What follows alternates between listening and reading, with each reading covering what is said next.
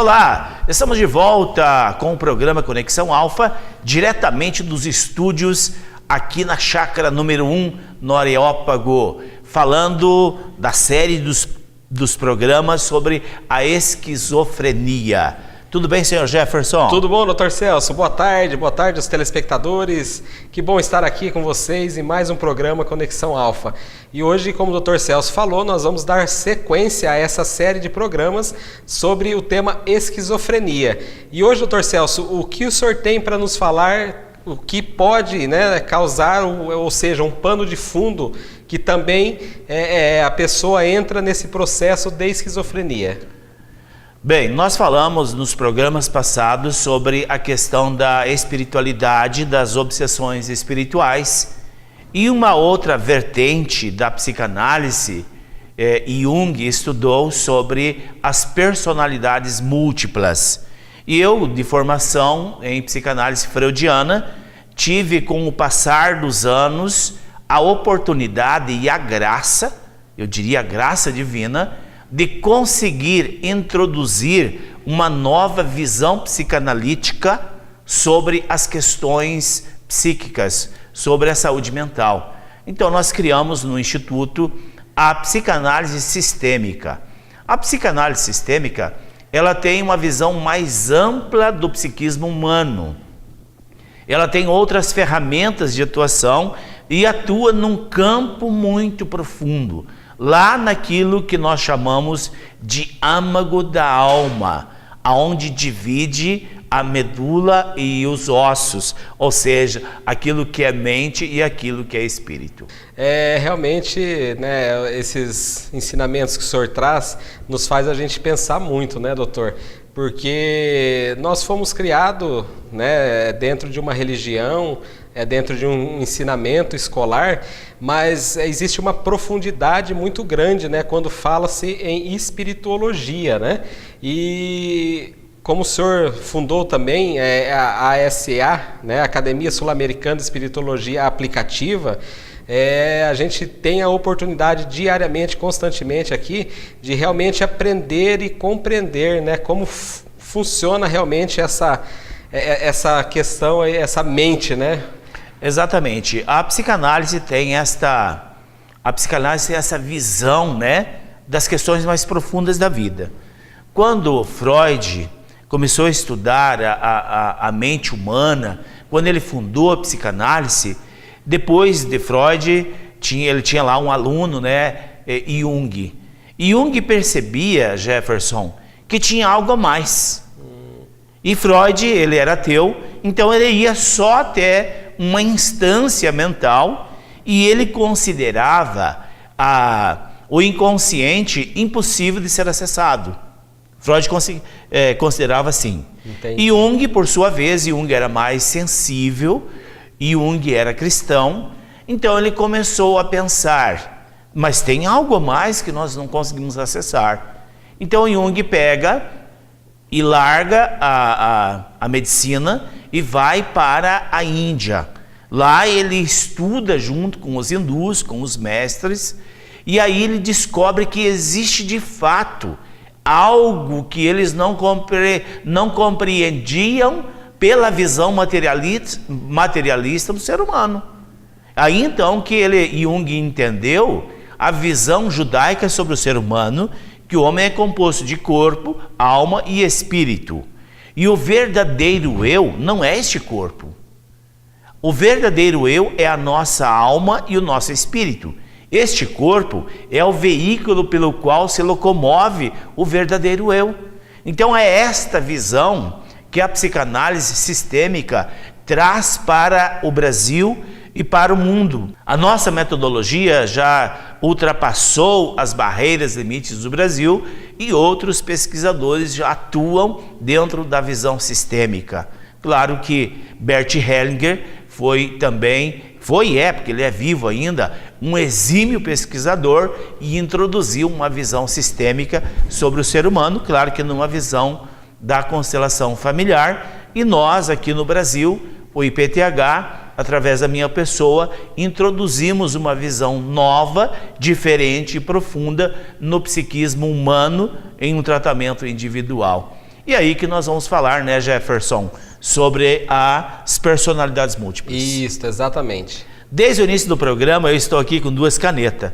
O Jefferson não me perguntou por quê, talvez ele nem viu, mas é uma forma de explicar as personalidades múltiplas. Todos nós, quando somos enviados, todos nós fomos criados uma vez. Todos nós somos filhos de Deus. Fomos criados à sua imagem e semelhança. Não da forma narrativa, alegórica, como o homem e o seu boneco de barro. Um pouquinho diferente. Talvez uma outra ocasião eu falo para vocês sobre o antropóide e sobre o acrisolamento, que também é um entendimento muito profundo. Mas então, quando nós encarnamos, nós passamos por um período do ventre materno e temos então uma jornada na matéria. E essa jornada da matéria, nós podemos cometer atos, eventos traumáticos e perturbadores. E nós temos a nossa essência. Somos um ser espiritual. Somos um ser trino, corpo, alma e espírito.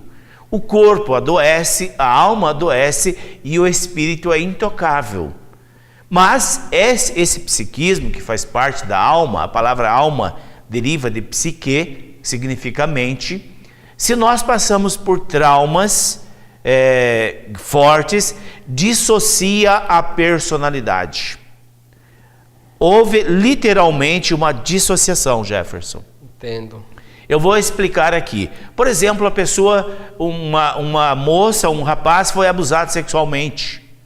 Houve então ali aquele trauma, dissociou a personalidade.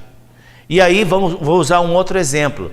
A pessoa suicida-se, dissocia a personalidade e cria-se uma personalidade suicida. E no caso do abuso, cria-se uma personalidade doente sexualmente, no caso do abuso.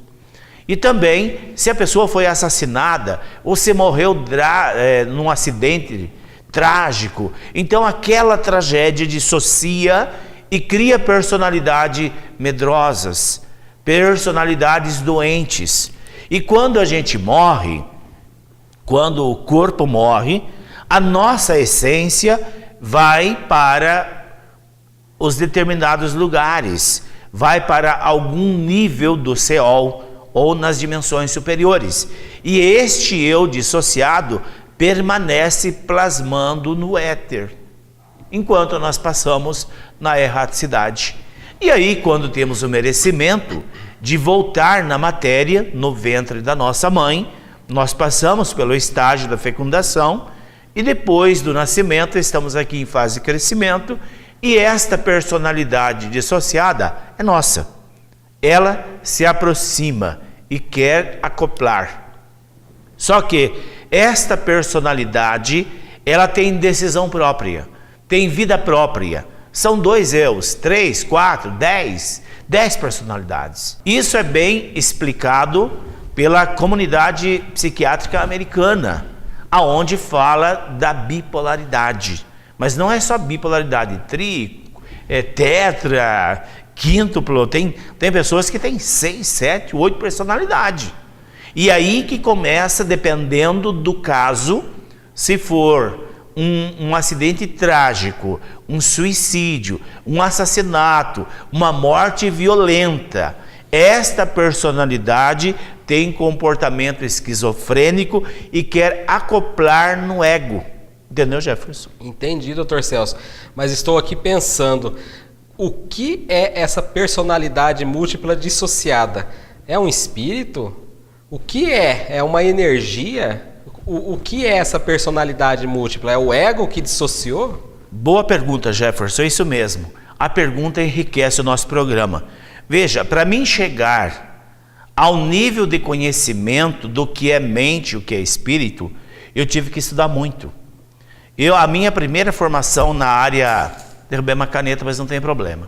A primeira formação minha como psicoterapeuta foi como parapsicólogo. Então a parapsicologia, isso quando eu tinha 18 anos. O Jefferson pegou outra caneta para mim. Então, quando eu tinha 18 anos, eu já estudava o que era mente. Tem aquilo que é mente, energia do próprio ego, e existe o espírito. E existe uma grande confusão em algumas pessoas sobre o que é mente e o que é espírito. E nós, psicanalistas sistêmicos, nós fazemos estudos aprofundados para discernir o que é mente e o que é espírito. E a personalidade múltipla não é o espírito, é parte do ego, da mente que dissociou. Literalmente dissociou. E quando nós voltamos para a experiência do corpo, esta personalidade é parte do meu eu, traumatizado, machucado, pisado. Ele quer acoplar. E este eu, como eu falei no programa passado, este ego dissociado, ele tem vida própria. Então ele quer coordenar as nossas vidas. E aí entra num processo de neurose. E se a pessoa não cuidar, se a pessoa mergulhar no psicotrópico, o efeito colateral poderá desajustar os estágios da mente. E a pessoa pode, então, dar espaço para a personalidade múltipla acoplar. E aí, toda a dor da existência passada, toda a dor do sofrimento, todo o trauma é revivido como se fosse hoje. Daí, Jefferson, que é importante a família perceber quando as pessoas começaram com um comportamento de desequilíbrio e tratar de uma forma adequada antes que a personalidade múltipla acople de fato. Perfeito. E é isso que acontece com a esquizofrenia. Quando a personalidade múltipla, que dissociou de uma vida passada, acopla, não é mais a pessoa. É parte dela, mas não com a característica e a carga emocional dessa existência, de existência passada. Perfeito. E o senhor poderia nos explicar, doutor Celso, como é feito o tratamento quando se chega a esse diagnóstico, né? Que a pessoa está num surto psicótico ou com distúrbios, né? E a questão é por causa das personalidades múltiplas dissociadas. Quando nós abrimos a frequência da pessoa, nós tiramos a consciência do corpo e transmitimos para uma outra esfera mental, lá na 7ª dimensão, chamado de éter. E no éter nós abrimos a frequência da pessoa e ordenamos que aquilo que perturba a pessoa se manifeste. E aí aparece obsessor, aparece personalidade múltipla. E aí vem uma pergunta, né, Jefferson? Você não fez, mas eu vou fazer. Sim. E como que nós sabemos que se é um espírito ou uma personalidade múltipla a hora que abre a frequência? É a vibração da mente da pessoa. Eu trabalho no consultório, eu tenho uma assistente. Então, quando abre a frequência e nós vemos lá, nós temos um treinamento mental, nós passamos por um treinamento extremamente profundo, nós desenvolvemos todas as percepções sinestésica, visão da audição, tato, paladar e inclusive a clarividência. Então, literalmente, nós vemos, nós olhamos e enxergamos. Mas se é uma personalidade múltipla, tem uma característica de um espírito, de um corpo semimaterial, e o espírito também. Então nós acoplamos na personalidade ou no espírito e na pessoa e analisamos se tem a mesma vibração, Jefferson. Se tiver a mesma vibração, é uma personalidade múltipla. Então nós acoplamos essa personalidade múltipla numa cápsula de luz e enviamos para a casa transitória, que é um local espiritual especificamente para o tratamento de personalidades múltiplas. E quando é um espírito obsessor, então nós acoplamos ele da mesma forma, só que em uma outra esfera e um outro nível de tratamento. Ficou claro, Jefferson? Sim, com certeza. Ficou bem entendido, doutor Celso. E o programa está chegando ao final. E vamos voltar, né, novamente, tratando ainda de assuntos relacionados à esquizofrenia, buscando quais as ressonâncias que podem estar adoecendo, né, a pessoa hoje, que estão vindo da sua ancestralidade. Mas eu gostaria ainda, no próximo programa, falar ainda sobre as personalidades múltiplas. Por quê? No pano de fundo da pobreza pode estar a personalidade múltipla, as dificuldades de relacionamento poderão estar as personalidades múltiplas, enfim, uma gama de problemas podem ter em sua estrutura as personalidades múltiplas. E nós vamos falar no próximo programa sobre esta questão. Um grande abraço e nos aguarde, nós voltamos.